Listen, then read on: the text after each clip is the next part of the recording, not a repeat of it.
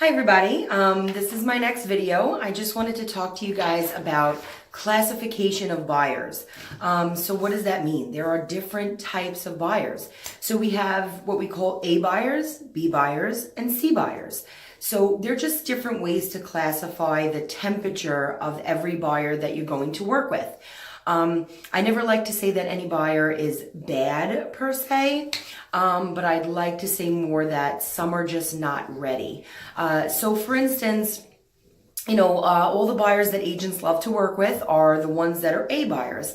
Ideally, you should be working with a rotating amount of 10 A buyers. So what that means is after you speak to them and you have that conversation and you qualify them and you know their story, you put them into a category so that you know how to actually handle that buyer. So the A category basically is a buyer that is ready. The buyer has their money in the bank. They have their pre-approval ready. They maybe made an offer on another place and they lost it. So one thing is that they're making offers, and then the other thing is that they, have already been through a process. So you know that they've already had some sort of experience and they may make a better offer the next time because they don't want to lose the place. So it's just experience that they've been through before. So that's very good. And then also the motivation of the buyer would put them in the A category, I think, more than anything else.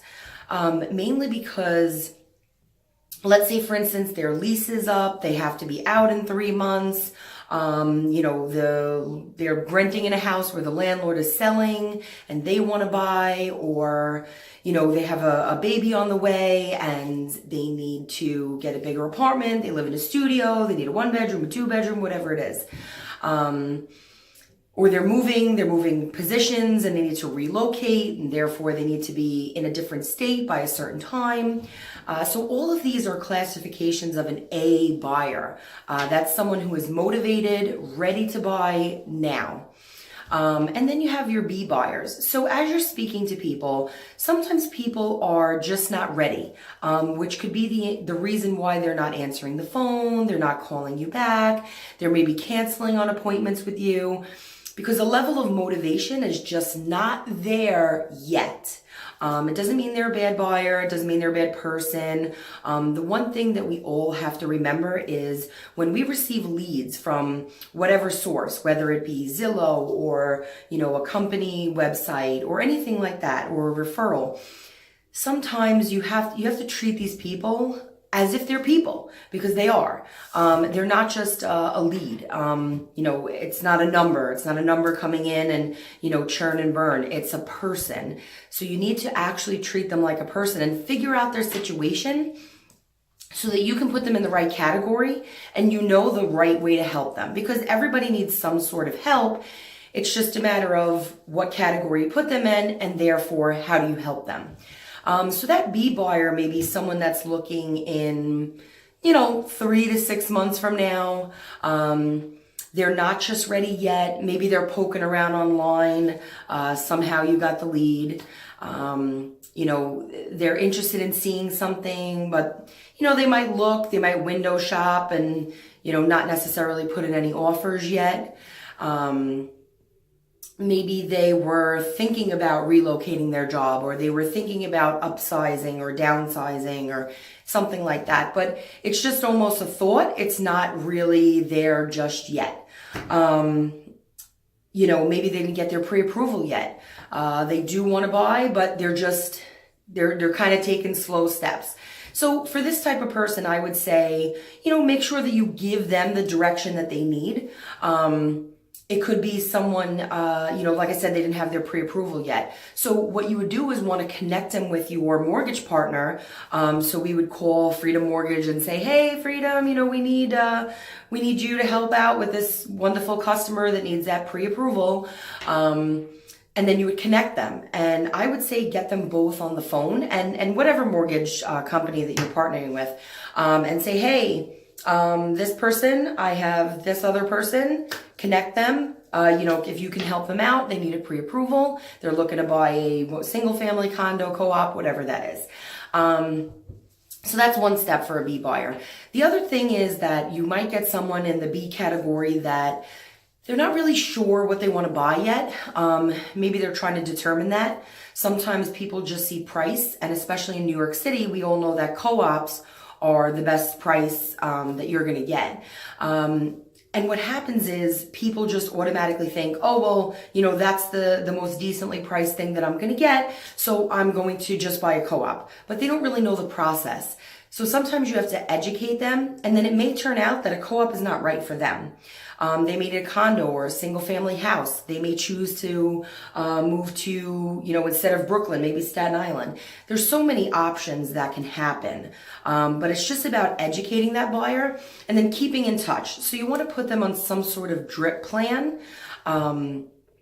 So for your A buyer, you're going to put them on e-alerts, get them looking at properties, things like that. For your B buyer, you're going to put them on alerts for properties, but you're also going to put them on a campaign, which kind of checks in with them every now and then, which you should be doing anyway. And we'll get to that in a minute. So you want to set them up on that email drip campaign so that eventually, when they're ready, they will kind of reach out to you. But you also want to do your follow-up. So let's talk about C buyers now. So C buyers are probably the least motivated. Doesn't mean that they won't ever buy anything. It's just that there's probably, no motivation. So for instance, let's say someone lives in their parents' house, and the parents have a basement apartment and they live in the basement apartment or the first floor apartment. They're not paying rent. They're kind of in an ideal situation and not a heavily financial situation. So there's no motivation, no one's kicking them out. They're not moving. They're not really relocating their job. Just eventually at some point in their life, they do want to take that next step and purchase a property. So that person will eventually purchase a property, more likely, but they're just not ready. So that may be someone like a year out. And this person is someone you want to keep in touch with as well, because when a person finally gets the motivation to buy, you want them to remember you. You want them to say, you know what? Josephine's been sending me those emails. Josephine's been calling me. So I'm ready to buy. I'm going to call her. And you want them to remember your name. You want them to remember your face. You want to be having those conversations with them. So basically, that's where your email drip campaigns come in. And again, it would be a different sort of email drip campaign. And for all of your buyers in whatever database you're using, you should be keeping in touch with these people. So those people that are about a year out, I would say you keep in touch with them about once a month. So not in touch via email. Email, maybe you could send more often, but I would say phone call. The phone is the best way to keep in touch with anybody and to always build a relationship, especially when you're involved in a transaction or you're working with hot buyers. No matter what the situation, the phone is always the best. So once a month, just go through your whole database. You can use whatever dialer you're using. So we use Boomtown as our database for our drip campaigns and so forth. And we use Mojo for our calls. So you can make a voicemail and drop a voicemail in everybody's box. If they don't answer the phone, if they do answer the phone, have that conversation. Hey, buyer, it's your favorite realtor, Josephine, just checking in on you. And then you can say, just find out what's going on with them. And, even if it's a little bit of a conversation, just like I talked about last time, conversation. Again, it will make them remember you so that when the time comes that they are ready to buy, they know who to call.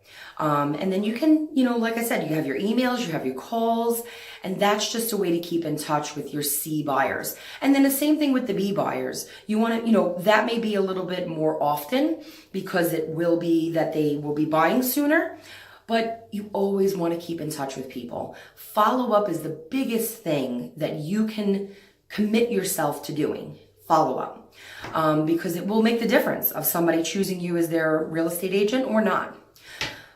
So with all of these people, like I said, your classification is A buyer, B buyer, and C buyer. Your A buyers, hot buyers. Your B buyers, almost ready buyers, and then your C buyers are not ready yet. So again, no lead is bad.